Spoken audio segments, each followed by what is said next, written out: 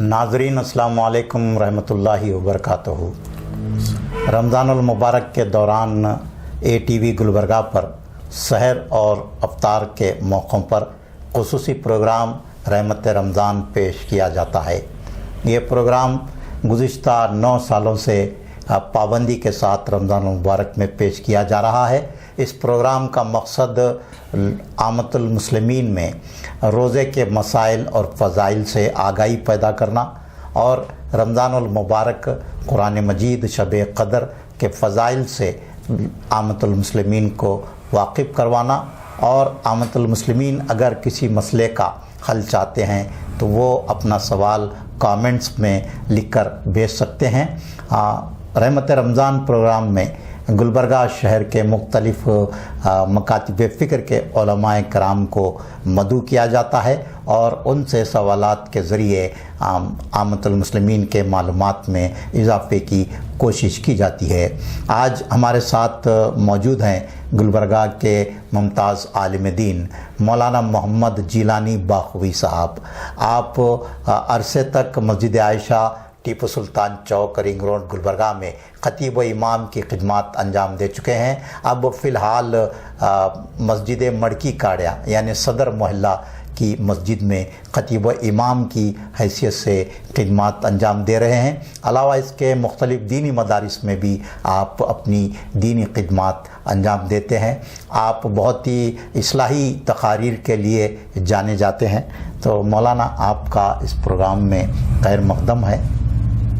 तो सब प्रोग्राम के आगाज़ में चूँकि आप बेहतरीन नात ख़ान भी हैं, बड़ी ही तड़प और सोच के साथ नात ख़ानी भी फरमाते हैं, तो मैं चाहूँगा कि प्रोग्राम के आगाज़ में आप हमारे नाज़रीन के लिए एक नात शरीफ पेश करने का शर्फ़ हासिल फरमाएँ।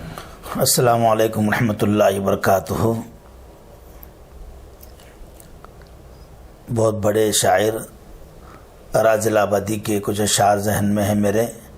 मैं पूरी कोशिश करता हूँ हमारे शहर के मुमताज़ सहाफ़ी, बल्कि बहुत सीनियर क़दीम साफ़ी हरदिल अज़ीज़ आली जनाब अज़ीज़ुल्लाह साहब सरमस्त दामोज़िल्लहु के हुक्म पर मैं कोशिश पूरी कर रहा हूँ। अल्लाह ताला हमारे इस इजलास को बेइंतहा कबूल फरमाए। अल्लाह इसको ज़रिए निजात बनाते हुए अल्लाह हम सब की मग़फ़िरत के अल्लाह फ़ैसले फरमाए। आमीन आमीन। उस शम्मे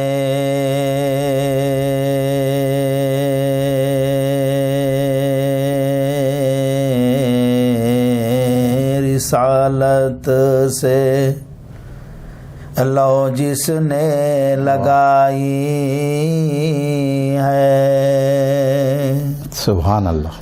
उस शम्मे रिसालत से लो जिसने लगाई है, उसका ही खुदा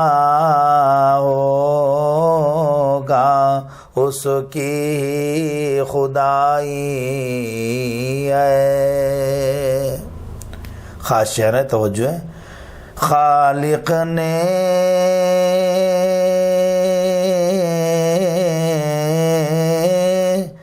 जहन्नम में जो आग लगाई है, आका ने रो रो कर वो आग बुझाई है, वो आग बुझाई है।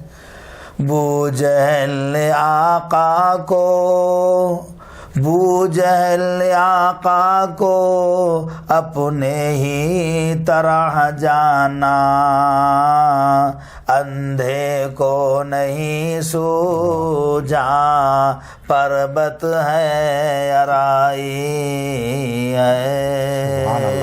उस शम्मे रिसालत से लौ जिसने लगाई है। आज के इस दौर के तमाम अहबाब के लिए ख़ास शेर तवज्जो तलब है। गर दावा हो तुमको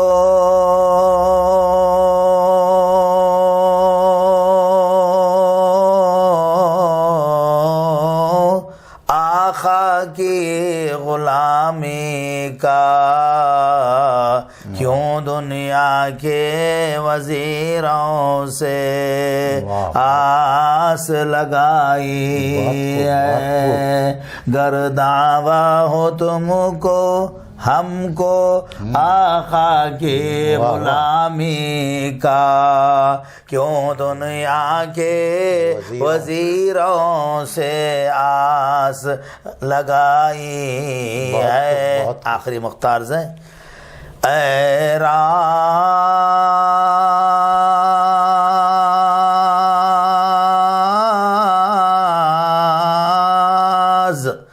زمانے کو یہ راز بتا دینا، اے راز زمانے کو یہ راز بتا دینا، چہرہ بھی چمکتا ہے جب دل میں صفائی ہو، چہرہ بھی چمکتا ہے جب دل میں صفائی ہو، اس شمع رسالت سے لو جس نے لگائی ہے، اس کا ہی خدا ہوگا، اس کی خدائی ہے۔ السلام علیکم۔ سبحان اللہ سبحان اللہ۔ مولانا آپ نے اس نعت کے ذریعے عامۃ المسلمین کو بہترین پیغام دیا ہے، تو اب ہم رمضان المبارک سے متعلق گفتگو کو آگے بڑھائیں گے۔ رمضان المبارک میں ہماری جو خواتین ہوتی ہیں وہ افطاری اور سحر کی تیاری میں اتنا مصروف ہوتی ہیں کہ انہیں عبادات کی طرف زیادہ توجہ نہیں کر پاتی، تو انہیں آپ کیا پیغام دینا چاہیں گے؟ بسم اللہ الرحمن الرحیم۔ معزز خواتین و حضرات، اگر میری بات آپ سن رہے ہیں، میں ہمارے سینئر صافی کے سامنے، شہران گلبرگہ کے تمام عامۃ المسلمین کے سامنے بلا تکلف یہ بات کہوں گا کہ رمضان کھانے پینے کا نہیں ہے۔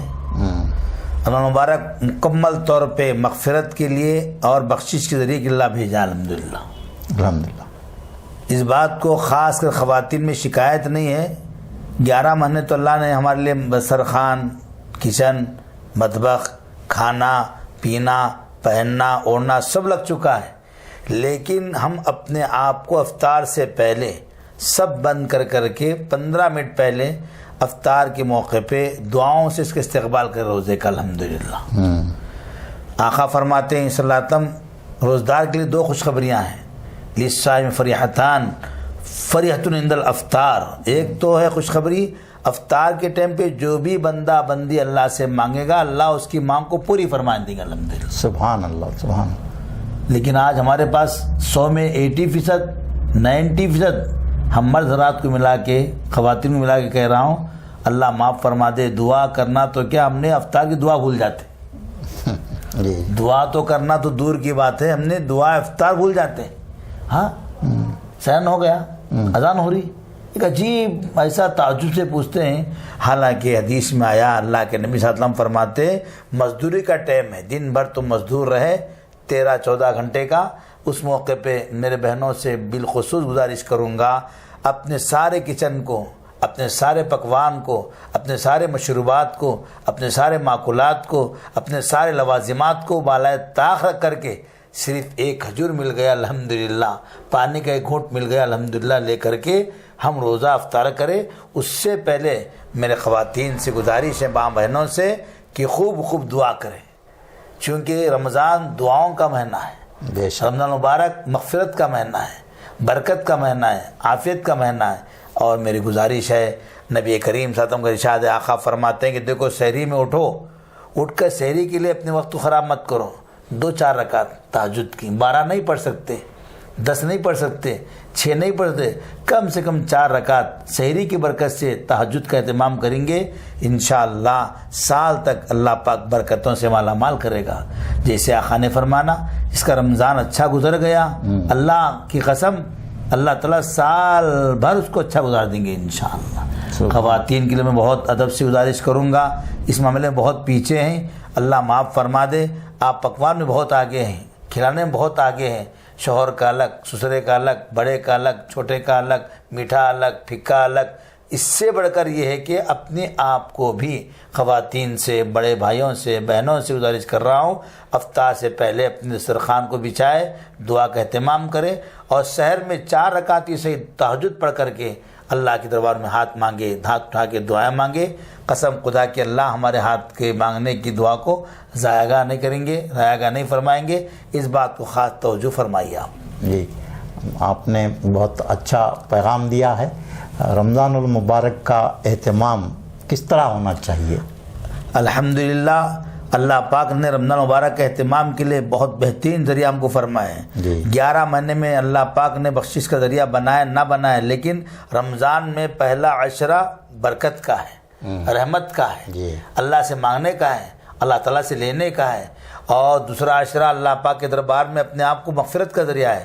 ہمارے گناہ 11 مہینے کے، خطائیں، کمی بیشی، ہم سے جو بھی غلطیاں ہوئے ہیں، اللہ کا وعدہ ہے ہم اس کو معاف فرمائیں گے۔ شرط یہ کہ بندہ اللہ سے دعا کرنے والا بنے، اللہ سے مانگنے والا بنے، چونکہ رمضان ہمارے آقا فرماتے ہیں رمضان میری امت کا مہینہ ہے۔ جی الشعبان شہری و رمضان شہر امتی، رواہ البخاری۔ یعنی معنی یہ کہ میری امت کی تمام کوتاہیوں کو اللہ معاف فرما دیں گے۔ جی بلکہ ہمارے بڑے فرماتے کسی کا انتقال بھی اگر ہوگا رمضان میں، اللہ اس کو عذاب قبر معلق فرماتے رمضان کے حد تک، الحمدللہ۔ بلکہ یہاں تک کہ لکھا ہے محدثین نے، ایون کافر بھی مر گیا اللہ کو نہ ماننے والا، اس کو بھی عذاب نہیں ہوتا۔ کب تک؟ رمضان کے رہنے تک۔ شیاطین کو قید کیا جاتا ہے، جہنم کو ختم بند کیا جاتا ہے، جنت کو جو سنوارا جاتا ہے، جس سے آقا نے فرمایا کہ دیکھو رمضان کا آخری عشرہ ہم کو جہنم سے خلاصی کا عشرہ ہے، اس لیے رمضان صرف اور صرف استغفار کا، دعاؤں کا استقبال کرنا ہے۔ اللہ تعالیٰ نے مجھے اور آپ کو موقع دیا، صحت دیا، جسم دیا، ہیلتھ دیا۔ میں تو کہتا ہوں اللہ پاک کی 18,000 مخلوق ہمارے ساتھ لگی ہوئی ہے، ہوا، پانی، غذا، لینا دینا، اس کی برکت سے اللہ نے پھر سے اللہ ہم کو رمضان نصیب کیا۔ اس کا خوب خوب احترام کرے، اہتمام کرے، جائے کہ آئندہ ملے نہ ملے، لیکن یہ سمجھ کے کرے کہ انشاءاللہ میں سال تک رمضان کے اہتمام کی برکت سے اللہ مجھے سکون نصیب فرمائے گا۔ یہ ہمارا مختصر کہنا ہے۔ جی سبحان اللہ، آپ نے بہت اچھی باتیں ہمارے ناظرین کو بتائی۔ مولانا، رمضان کو نزول قرآن کا مہینہ بھی کہا جاتا ہے، جی بالکل۔ تو قرآن کے ساتھ ہمارا کیا تعلق ہونا چاہیے رمضان میں؟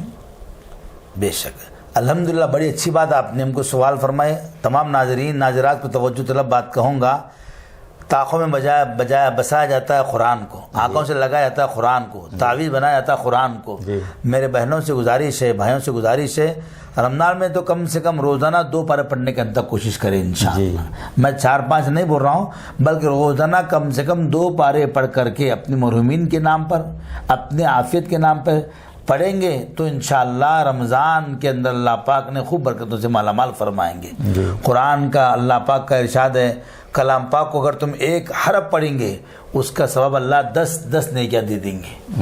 اٹک کے پڑھ رہے 30 نیکیاں ہیں، رف پڑھ رہے تب بھی نیکیاں ہیں۔ اس لیے قرآن سے بڑا تعلق رمضان کا ہے۔ اللہ فرماتے ہیں شہر رمضان الذی انزل فیہ القرآن، اللہ نے قرآن کو، قرآن پاک کو، قرآن مجید کو رمضان میں نازل فرمایا۔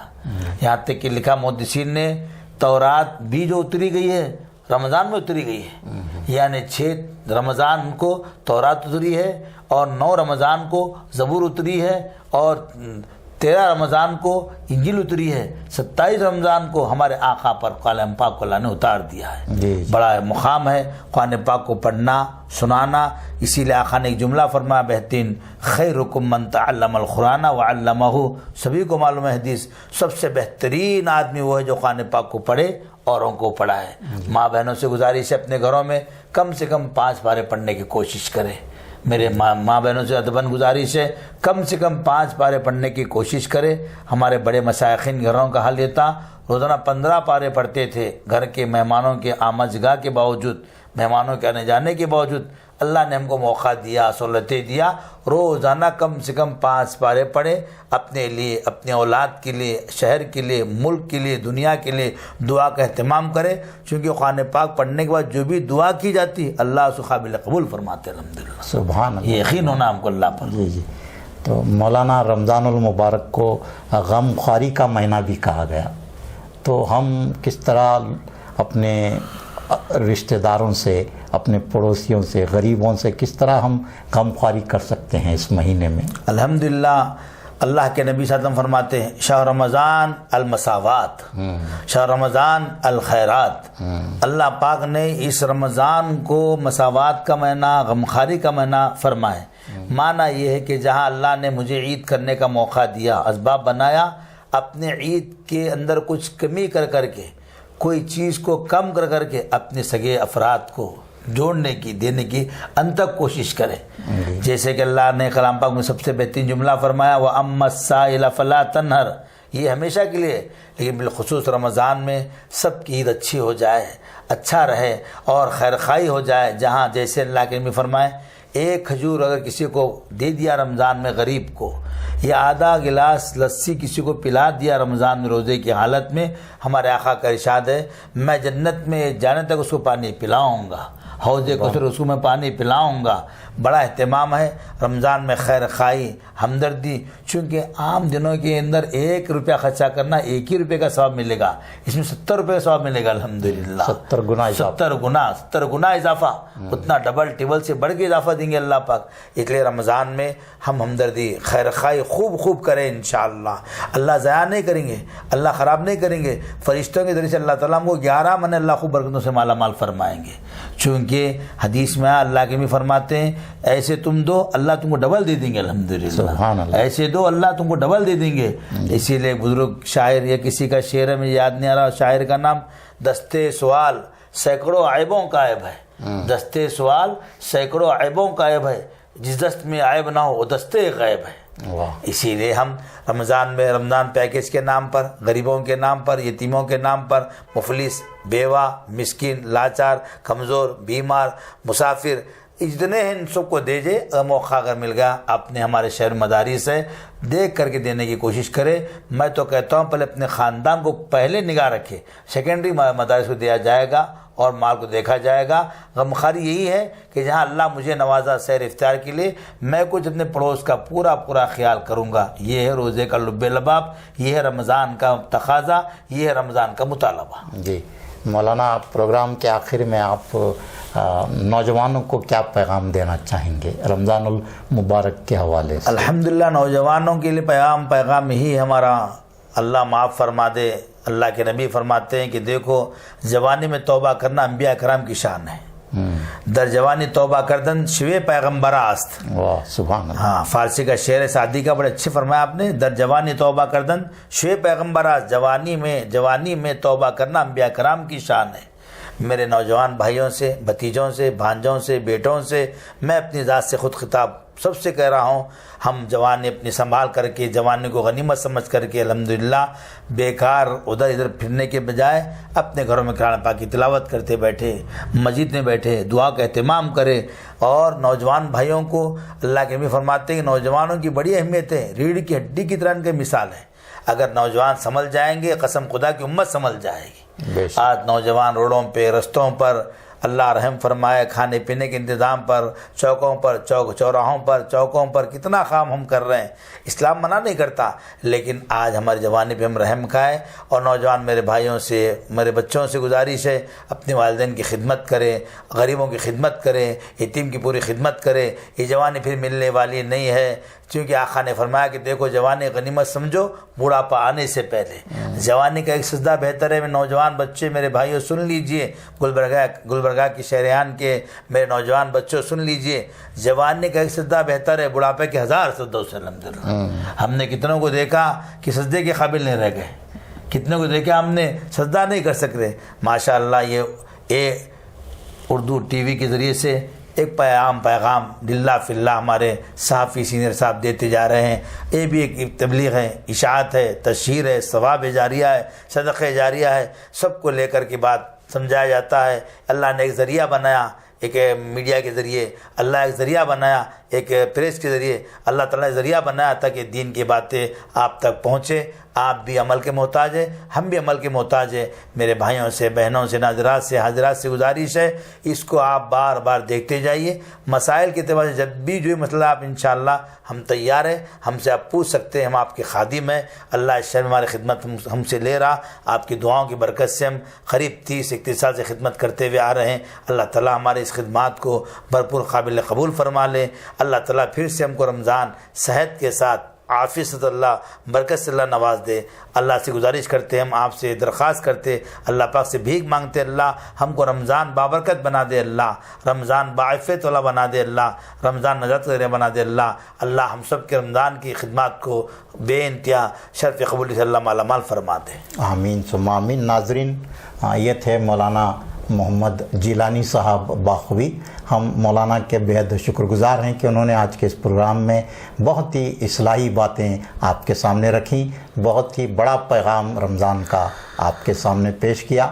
دعا ہے کہ اللہ تعالی ہم سب کو مولانا کی باتوں پر عمل کرنے کی توفیق عطا فرمائے.